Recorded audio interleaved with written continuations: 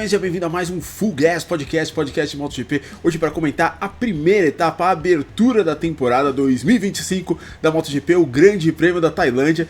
E o Grande Prêmio da Tailândia, que foi um passeio, um domínio de Marc Marques, um domínio dos irmãos Marques, mas principalmente do Marc Marques, que de cara já se deu muito bem com a Ducati, com o time principal da Ducati. Como eu falei no teste da Tailândia, ele deitou e rolou. Essa foi a verdade nessa corrida, né? Depois dele ter cedido o primeiro lugar para o Alex Marques, exatamente para aumentar a pressão do seu pneu dianteiro. Ele mesmo confirmou isso depois da prova. Isso foi na volta 7, ele a 3 voltas do final resolveu passar de novo o Alex Marques e chegou 1.7 na frente do Alex Marques. Ou seja, brincando, ele tinha meio segundo na manga na frente dos outros pilotos. Seu principal concorrente, o Alex Marques, e também o seu companheiro de equipe, Pecco Bagnaia, que falou que tem que melhorar, que reconheceu a derrota, né? Não tinha como não reconhecer essa derrota. Enfim, um massacre de Marc Marques na Tailândia, mas nós tivemos também outras coisas muito legais, dignas de nota, principalmente a Yogura estreando na MotoGP, conseguindo um quarto lugar na sprint e um quinto na corrida principal, praticamente passando, né? Tudo que o seu companheiro de equipe, Raul Fernandes, já fez em 3 anos de MotoGP. Enfim, também grande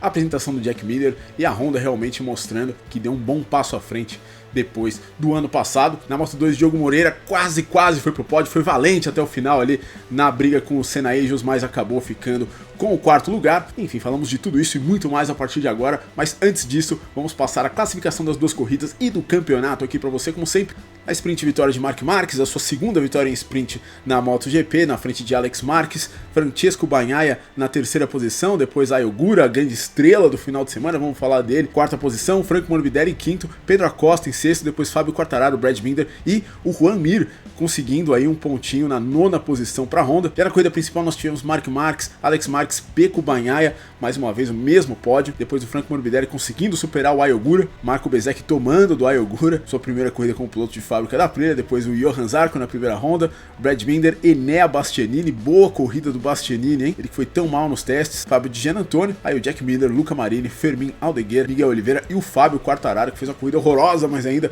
conseguiu no fim das contas um pontinho. E no campeonato, Marc Marques lidera com o máximo de 37 pontos, depois o Alex Marques em segundo, Pecco Bagnaia em terceiro, Franco Morbidelli, Ayogura na quinta posição, top 5 da corrida principal, top 5 do campeonato também. Muito bem, antes de começar essa análise do Grande Prêmio da Tailândia, não se esqueça de se inscrever aqui no canal, não se esqueça de dar like nesse vídeo se você gosta do meu conteúdo aqui no YouTube. Enfim, se você quiser me ajudar um pouco mais, não se esqueça de considerar ser membro como essas pessoas aqui embaixo. Meu muito obrigado a vocês, membros do canal, e também não se esqueça de me seguir no Instagram. Eu tô postando um pouco mais agora no perfil do canal no Instagram. Vai lá, segue lá, até porque teremos um evento muito interessante em Goiânia, logo depois do GP da Argentina.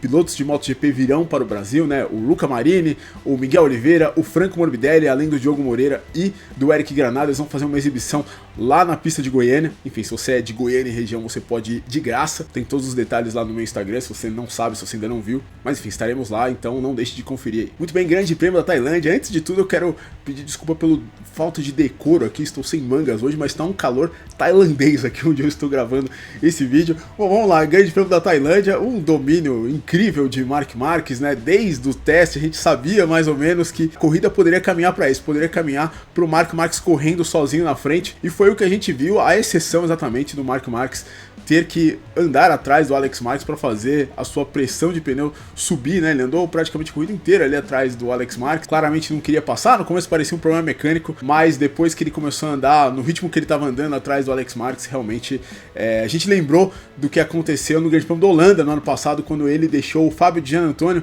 passar ele, né? Ele até chegou a apontar para o Giannantonio para ele passar, isso porque as motos têm um alarme no painel quando ela está andando abaixo do limite da pressão de pneus estabelecido pela direção de prova, estabelecido pela MotoGP. Você sabe, você quer andar no mínimo da pressão possível do pneu, exatamente para conseguir ter a maior aderência possível, ter o maior contato do pneu possível com o solo. Só que tem um limite da pressão de pneu que você deforma tanto o pneu que acaba comprometendo ali a construção do pneu, acaba comprometendo a borracha, e isso pode levar a uma falha de pneu. Portanto, a Michelin não quer isso.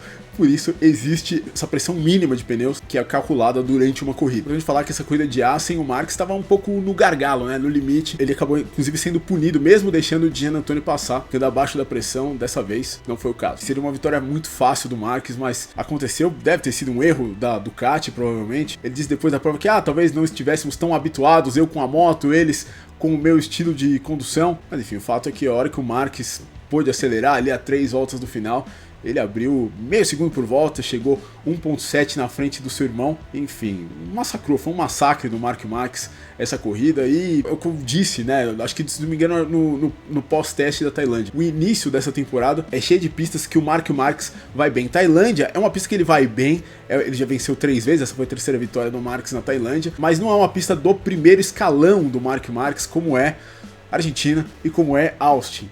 Portanto, são 3 pistas muito boas para o Mark Marques começar essa temporada, e se ele foi muito bem na Tailândia, da maneira que foi, né, com esse meio segundo na manga, ele muito provavelmente vai bem na Argentina, onde ele, da última vez que ele correu, ele massacrou todo mundo, foi em 2019, ninguém viu a cor do Mark Marques naquela corrida, e o Mark Marques e Austin a gente não precisa, né, muito bem documentado o quão bem ele vai lá, e aí só depois vamos chegar no GP do Qatar, né, o GP do Qatar é uma corrida que o Mark Marques vai tão mal, que ele não vencia a primeira corrida do ano desde 2014, Qatar normalmente sempre foi a primeira corrida da temporada, então lá talvez o Marques deva sofrer um pouco mais, mas sofreu quanto, né? De repente ele chega no pódio ainda. Então realmente o que a gente viu na Tailândia não é bom pra todo mundo que não é o Mark Marques dentro desse grid na MotoGP. Se alguém, né, se o Pecco Bagnaia realmente quer ser o campeão da temporada, como obviamente ele quer, mas o que a gente viu na Tailândia foi uma coisa impressionante, um domínio incrível do Mark Marques em corridas que foram até, de certa forma, eu diria até meio chatas, né? Muito previsíveis por causa do calor, mas também teve outros ingredientes aí em jogo, né? O Mark Marques volta à liderança do campeonato 93 corridas depois da última vez que ele liderou o campeonato, exatamente no Grande Prêmio de Valência de 2019, 18ª vitória da Ducati seguida, o montador que mais venceu corridas seguidas na história da MotoGP é a Honda, com 22 entre 97 e 98, e o 112º pódio do Mark Marques, empatando com o Dani Pedrosa na sua carreira no Mundial, e certamente vai aumentar essa diferença aí agora pro Dani Pedrosa nessas próximas corridas. É a primeira dobradinha de irmãos na MotoGP também, né? Irmãos nunca tinham feito dobradinha na classe principal do Campeonato Mundial. É a primeira vez que a gente viu isso, tanto em sprint quanto em GP. Enfim, um bom desafio para os irmãos Marques seria superar os irmãos Schumacher, né? A gente viu isso na Fórmula 1 no início dos anos 2000, né? Os irmãos Schumacher ali fazendo algumas dobradinhas. Se não me engano, foram 4 dobradinhas agora. 2 vezes no Canadá, uma vez com o Ralf na frente do Mikael, outra vez com o Mikael na frente do Ralf. Teve aquela dobradinha fantástica, né? No Grande Prêmio do Brasil de 2002, que o Pelé esqueceu de dar a bandeirada para eles, né? Você deve lembrar, você deve ter visto já. E a última dobradinha de irmãos, né? No campeonato principal das 4 rodas foi no Grande Prêmio do Japão de 2004. Então tá aí, mais de 4 dobradinhas, eles superam os irmãos Schumacher. Como foi esse final de semana e como foi a pré-temporada, eles vão ter chance para isso nesse ano. Mas é claro, não seria uma vitória do Mark Marques sem os recadinhos dele, né? Depois da conferência de imprensa. Disse que a última vez que se sentiu tão bem assim numa moto foi em Jerez, em 2020, né? Aquela corrida que ele tava fazendo aquela recuperação impressionante antes dele cair e, enfim, dividir a sua carreira em 2, basicamente. Falou que estava tão bem que poderia pilotar de 3 maneiras diferentes a moto durante a corrida, salvar mais ou menos pneus durante a prova, entendeu que poderia dominar realmente com a Ducati quando foi bem em testes em pistas que ele não é tão bom quanto Barcelona e Malásia. Algo um tanto quanto desmoralizador para ouvir, caso se você for o Pecco Bagnaia, que realmente jogou a toalha, né? Falou que tem que melhorar, que realmente tem que trabalhar para chegar no Mark Marques, e essa é só a primeira corrida do Mark Marques como companheiro de equipe do Pecco Bagnaia, portanto tem bastante coisa aí para fazer o Pecco Bagnaia. Enfim, vamos ver se o Bagnaia consegue fazer isso, mas de fato é um início muito bom do Mark Marques e do Alex Marques também, né? A gente tem que lembrar que o Alex Marques também bateu o Pecco Bagnaia. O Pecco Bagnaia foi muito agressivo, né, nas primeiras voltas, tanto da sprint quanto da corrida principal, mas o Alex Marques conseguiu rebater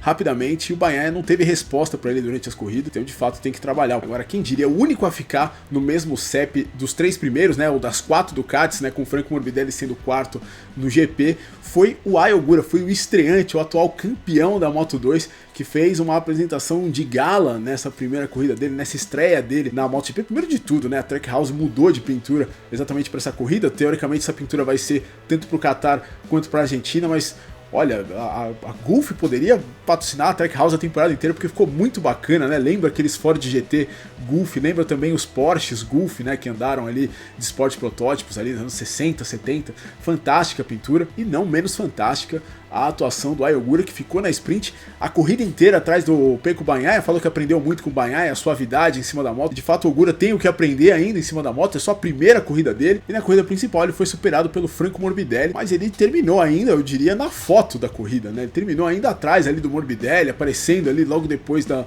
vitória, né? O Marques não imprimiu o ritmo de corrida que ele poderia, mas o Ogura chegou muito na frente da disputa do sexto lugar. Então eu diria que foi a estrelinha do final de semana, né? Ele, inclusive a disputa do sexto lugar que foi vencida pelo Marco Bezzecchi, que é um piloto de fábrica da Aprilia, né? Portanto, o Ogura fez uma grande estreia, pra você ter uma ideia, a melhor estreia na MotoGP desde um certo Marco Marques no Grande Prêmio do Qatar de 2013, quando ele ficou na terceira posição. Enfim, realmente deixou pra trás, deixou comendo poeira o Raul Fernandes. O Raul Fernandes, pra você ter uma ideia, ele tem um quinto lugar na carreira dele, que, né, já tem 3 temporadas completas do Raul Fernandes. Portanto, o Ogura, logo na sua primeira apresentação, já foi quarto, né, na corrida sprint, bateu a carreira inteira do Fernandes. Outra boa apresentação, o Johan Zarco na sétima posição, né, quem poderia ter chegado em sétimo e até em sexto. Poderia ter sido o Juan Mir, né, o Juan Mir fez uma boa corrida sprint, conseguiu ali pontos no mérito ali na nona posição, né, um ponto, e tava disputando ali, tava na balada nessa disputa aí do sexto lugar, sétimo lugar, até que ele acabou por cair, né? Ele falou que desconcentrou por conta do calor, né? O calor excessivo, realmente. Houveram rumores ali entre o sábado e o domingo de que a corrida poderia até ser diminuída, como eles fizeram no Grande Prêmio da Indy de 2023, diminuída por conta do calor. As condições estavam realmente muito complicadas. O Fábio Di Giannantonio abandonou a corrida sprint porque a moto começou a superaquecer e ele começou a se queimar em cima da moto. O Alex Rins mostrou na entrevista coletiva uma queimadura que ele teve na perna depois dessa corrida. E é claro, né? Muito calor acaba fazendo a temperatura dos pneus subir muito, ou seja, a pressão dos pneus subir muito e a corrida ela fica meio estacionada, como é o normal desses últimos anos da MotoGP. Mas enfim, era a 100ª corrida do Juan Mir, infelizmente ele acabou não terminando, mas a Honda aparentemente deu um bom passo à frente, assim como a Yamaha deu um bom passo à frente, né? O Jack Miller conseguiu classificar em quarto, saindo do Q1. Ele caiu na sprint, ficou ali sem ritmo no final da corrida principal, mas fez um final de semana ali, tanto quanto na frente do Fábio Quartararo, algo que a gente não esperava que fosse acontecer. O Quartararo fez uma corrida muito complicada, né? Ele escolheu o pneu médio na frente, foi o pneu duro na frente, não foi o médio, não, foi o duro na frente e o macio atrás. E ele disse que não conseguiu encontrar aderência, tanto que ele caiu muito no começo da corrida, né? Caiu várias posições e depois foi se recuperando até ser 15º, saiu com um pontinho, mas enfim, um pontinho que realmente, para quem prometeu o que prometeu na pré-temporada, é uma decepção, principalmente por ser atrás do Miller. Já a KTM viveu o final de semana tanto quanto altos e baixos aí, né? Acho que mais baixos do que altos, acho que não teve tantos altos não. O Pedro Acosta caiu na corrida principal, era a melhor KTM, era a referência da KTM, mas problemas aí pro Pedro Acosta. O Binder também não fez uma grande corrida, mas foi a melhor KTM no fim das contas. Agora, quem surpreendeu no GP foi o Enea Bastianini, que parecia perdidaço durante a pré-temporada. Agora, em ritmo de corrida, ele realmente mostrou que é um encantador de pneus, né? Como a gente viu na Ducati durante todos os últimos anos. Ele estava lá atrás, foi crescendo durante a prova e chegou numa incrível nona posição, né? Quem poderia imaginar o Bastianini em nono lugar, né? Ficando em 18º, 17º, né? Não só nos grids, como também nos testes. Aí boa posição para o Enea Bastianini, mas a KTM vai ter muito trabalho ainda, apesar de ter esses bons pilotos aí. Realmente eles não aparentam, né? A KTM nesse final de semana, eu diria que possivelmente, assim, né? Se o Quartararo tivesse acertado bem o final de semana, não foi o caso, poderia ser a quarta força do final de semana, já que foi superada pela Aprilia, claramente. E a Yamaha, meio ali, o Miller fez um bom grid, o Quartararo andou junto, então muito abaixo do esperado a KTM. Muito bem, vamos falar agora de Moto2 e a gente falou de domínio na MotoGP, tivemos domínio também na Moto2 com o Manu Gonzalez conseguindo a pole position e a vitória. Ele foi atrapalhado ali, assediado ali, pressionado no começo da corrida pelo Celestino Vietti, mas o Celestino Vietti não teve conjunto para ficar junto com o Manu Gonzalez. O Manu Gonzalez controlou a corrida da Tailândia ali com maestria, fez uma grande corrida, conseguindo sua segunda vitória na Moto2, mas meio que a sua primeira, né? Já que a primeira vitória dele foi no Japão ano passado, né? Porque ele escolheu o pneu certo, né?